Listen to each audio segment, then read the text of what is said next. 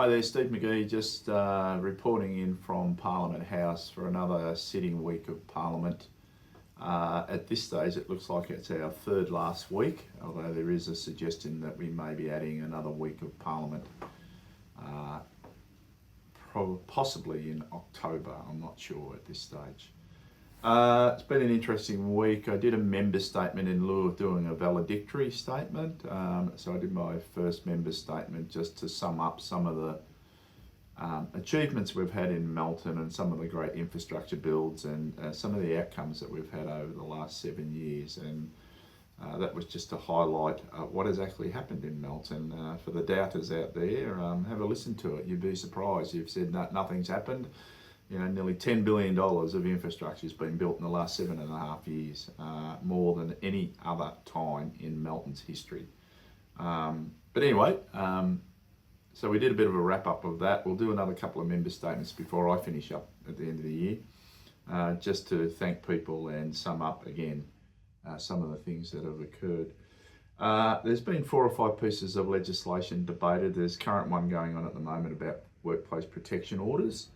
And I am due to go and speak on that soon, I think, if they can fit me in.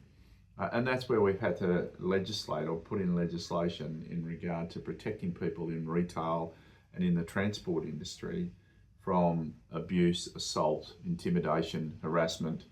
And we see that in our retail outlets, our fast food outlets, our transport industries like Ubers and taxis and things like that, where people in our community think they have a right to abuse and assault, generally speaking, our younger generation behind the counters, and it's not good enough. So we're putting in laws to be able to issue orders against those people, and there's quite severe penalties if they breach those orders.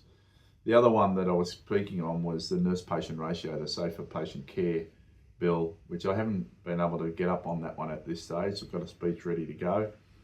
If it comes back on later today, we'll be speaking on that. And that's about extending nurse-patient ratios to another 26 hospitals around Victoria. And that's for better patient care, safer for nurses, and just better outcomes for Victorians in general.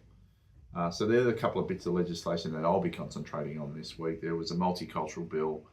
That was another one that was on. Sorry for the bells, that's the upper house ringing their bells. Some of the events that have been on this week have been great presentations from financial counselling agencies, Good Shepherd, who do a lot of work out in Melton, and anyone looking for support, in particular with any financial counselling issues, don't be afraid to access them. Their contact number is 1300 015 500. And of course, I'm going to try and organise a Bring My Bills Day out to Melton. I've contacted the council to see if they're interested in supporting it. And Southeast Community Links do Bring My Bills. They come out with different agencies and we'll assist people that are in arrears of bills or try and assist them financially to maybe get some waivers, those sorts of things. And it's very effective. It can save people many, many thousands of dollars. So hopefully we might be able to organise that for later in the year. Another big presentation was we had 21 distillers in here. 21 distillers in here on Tuesday night, I think it was, for generally speaking, from right across the state, gin and scotch and vodka distillers. An amazing evening. They brought some of their products in, and quite lovely products too. It's amazing that Victoria has the most number of distilleries anywhere in Australia, so that's pretty good. And also the other thing that was on today, there were a couple of short films regarding protection of dingoes, which is really important, and a gentleman from Western Australia who's put dingoes right through his thousands and thousands of acres farmland, and it's changed the whole landscape. It's got rid of the feral animals and things like that. So for all the misinformation about dingoes, really important, and we'll be trying to do some work on protecting dingoes. So look, I've got to go off to the chamber. I've got to rush off now. But thanks everyone. We'll catch you in Melton. I'll be back there tomorrow. Thanks.